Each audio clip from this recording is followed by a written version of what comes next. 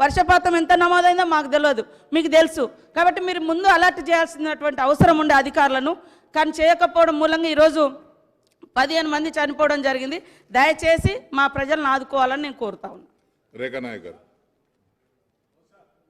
ధన్యవాదాలు అధ్యక్ష. మీ అందరికీ తెలుసు, మొన్న కడెం డ్యాంలో కూడా 4 గేట్లు రిపేర్ కాలేదు.